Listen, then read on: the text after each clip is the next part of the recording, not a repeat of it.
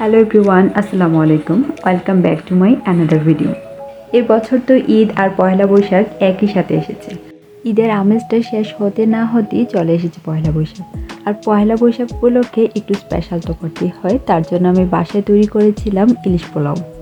আর পয়লা বৈশাখের সাথে ইলিশ মাছের একটা সম্পর্ক রয়েছে, তার জন্য চেষ্টা করেছি ইলিশ দিয়ে কিছু না কিছু একটা আইটেম তৈরি করার জন্য।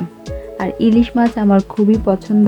এই মাছ দিয়ে যে কোনো কিছু রান্না করলেই সেটা অনেক মজার হয়। ইলিশ মাছটা ম্যারিনেট করে নেব, তার জন্য এখানে নিয়েছি কাজু বাদাম আর পেঁয়াজ বাটা। কাজু বাদাম আর পেঁয়াজটা একসাথে আমি ব্লেন্ড করে নিয়েছিলাম। আর এখানে এই পেঁয়াজটা আছে প্রায় 1 কাপের মতো।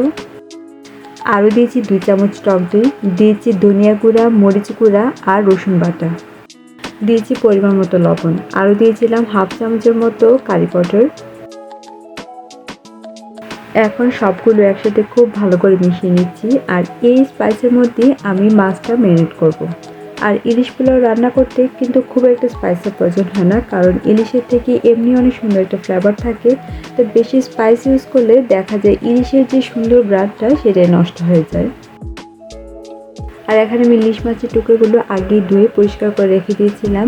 তো এখন এই মশলার সাথে খুব ভালো করে মাখিয়ে নিচ্ছি। আর হাতে সময় থাকলে মাছটা ম্যারিনেট করে কিছুক্ষণ রেখে দেওয়া যায়, কিন্তু আমার কাছে সময় ছিল না, তাই আমি ঝটপটেই রান্না করে ফেলেছিলাম। তো এখানে ইলিশের টুকরোগুলোর সাথে খুব ভালো করে স্পাইসটা মাখিয়ে নিয়েছি। আর এদিকে আমি একটু বেরেস্তা তৈরি করে নিয়েছি, কারণ রান্নার শেষে একটু বেরেস্তার প্রয়োজন হবে।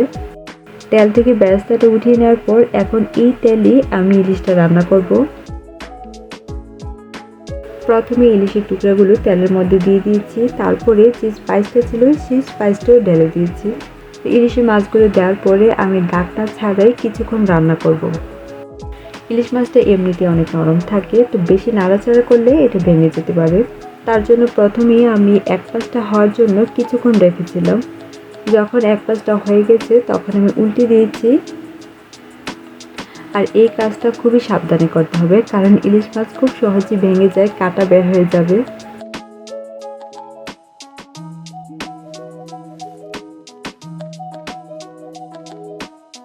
সবগুলো মাছের পিসই আমি ভালো করে উল্টে দিয়েছি।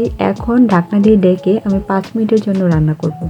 কারণ ইলিশ মাছ সিদ্ধ হতে সময় লাগে না, আর বেশিক্ষণ সিদ্ধ করলে মাছটা অনেক শক্ত হয়ে যায়, যে একটু সফট থাকে মাছের সেই সফটটাও থাকে না। আর মাছটা খুব একটা সিদ্ধ হওয়ার দরকার নেই। যখন পোলাওর সাথে মাছটাকে দমে রাখবো তখন কিন্তু আরও একটু কুক হয়ে যাবে। 5 মিনিট পর চুলাটা বন্ধ করে দিয়েছি। আর এখন মাছের পিসগুলো উঠিয়ে নিচ্ছি। আর যে গ্রেভিটা আছে এই ঝোলটা দিয়ে আমি পোলাওটা রান্না করব। পোলাও রান্না করার জন্য এখানে আমি 4 কাপ চাল নিয়েছি। এই চালটাকে আগে খুব ভালো করে ধুয়ে একদম পানি ঝরিয়ে রেখেছিলাম। এখন আমি চালটা ঢেলে দিচ্ছি এই মাছের ঝোলটার সাথে। পোলাও রান্না করার জন্য এখানে আমি নিয়েছি কালিজিরা চালটা। এই চালটা অনেক ফ্লেভারফুল, যেটা খেতে অনেক ভালো লাগে।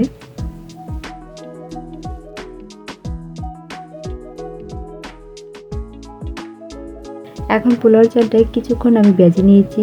যেরকম আমরা রেগুলার যে পোলাও রান্না করি, যেমন আগে একটু ভেজে নিই, ঠিক তেমনভাবে এই চালটাও আমি ভেজে নিচ্ছি।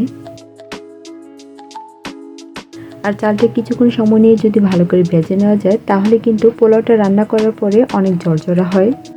তো এখানে চালটা ভাজা হয়ে গেছে, এখন দিয়ে দিচ্ছি পানি। যেহেতু আমি 4 কাপ পানি নিয়েছি, এখানে আমি দিচ্ছি 8 কাপ গরম পানি। আমি যখনই পোলাও রান্না করি যতটুকু চাল নিই তার ডাবল পানি দিই। আর এই টেকনিকটা ফলো করে যে কেউই খুব পারফেক্টলি পোলাও রান্না করতে পারবে। আর অনেক সময় দেখা যায় আন্দাজ করে পানি দিলে হয় বেশি হয়ে যায় বা কম হয়ে যায়। তাই পোলাও রান্নার ক্ষেত্রে চাল যতটুকু দেওয়া হয় তার ডাবল যদি পানি দেওয়া হয় তাহলে কিন্তু পোলাওটাও একদম পারফেক্ট হবে।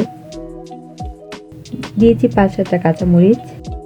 পানিটা দেওয়ার পর চালটা যখন একটা বলক চলে এসেছে, পানিটা একটু কমে গেছে, তখনই আমি চুলার আঁচটা একদম মিডিয়াম টু লোতে রেখে ঢাকনা দিয়ে ঢেকে রেখে দিয়েছি। পোলাওটা 10 মিনিট দমে রাখাতে পোলাওটাও খুব ভালোভাবে সিদ্ধ হয়ে গেছে। এখন আমি উপর দিয়ে দিচ্ছি মাছের পিসগুলো।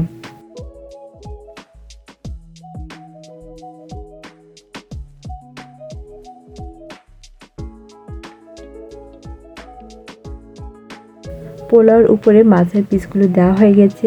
এখন আগে যে করে রেখেছিলাম পেঁয়াজ বেরেস্তা, এই পেঁয়াজ বেরেস্তা উপর দিয়ে দিচ্ছি। আরও দিয়েছিলাম কিছু কাজু বাদাম আর কিশমিশ। এখানে কাজু বাদাম আর কিশমিশ দেওয়াতে খেতে ভালো লাগে এবং উপর দিয়ে দেখতে অনেক সুন্দর লাগে, বাট এটা টোটালি অপশনাল, কেউ চাইলে এটা স্কিপও করতে পারেন। আরও দিয়েছি 5-7টা কাঁচামরিচ। এখন উপরে সব কিছু দেওয়া হয়ে গেছে, এখন ঢাকনা দিয়ে ঢেকে দিচ্ছি। আর এই হাঁড়িটা আমি দমে রেখে দেবো 20 মিনিটের জন্য। আর আমি যখন দমে রেখেছিলাম তখন চুলার আঁচটা একদম লো আঁচে রেখেছি। 20 মিনিট পর যখন ঢাকনাটা সরিয়েছি তখন খুবই সুন্দর একটা ফ্লেভার এসেছে। আর এখানে পোলাও আর মাছ তো আলাদা আলাদাভাবে সিদ্ধ হয়ে গেছে। তো এখানে একদমই রেডি ইলিশ পোলাওটা। উপরে কাজু বাদাম কিশমিশ বেরেস্তা এগুলো দেওয়ায় দেখতে অনেক সুন্দর লাগছিল। আর এই বেরেস্তা কাজু বাদাম কিশমিশ থেকে খুব সুন্দর একটা অ্যারোমা বের হচ্ছিল। আর যে কোনো রান্নায় দেখতে যদি সেটা সুন্দর হয় তাহলে কিন্তু খেতে খুবই ভালো লাগে। আলহামদুলিল্লাহ ইলিশ পোলাওটা একদমই পারফেক্টলি হয়েছে। পোলাওটাও খুব ঝরঝরে হয়েছিল। তো এই সিম্পল ইলিশ পোলাও ছিল আমাদের পয়লা বৈশাখের আয়োজন। এখন পরিবেশনের পালা। আর আমাদের প্রবাস জীবনে এই উৎসবগুলো উদযাপন করার একমাত্র মাধ্যমই হচ্ছে খাওয়া দাওয়া। আশা করছি সবার ঈদ এবং পয়লা বৈশাখ অনেক ভালো কেটেছে।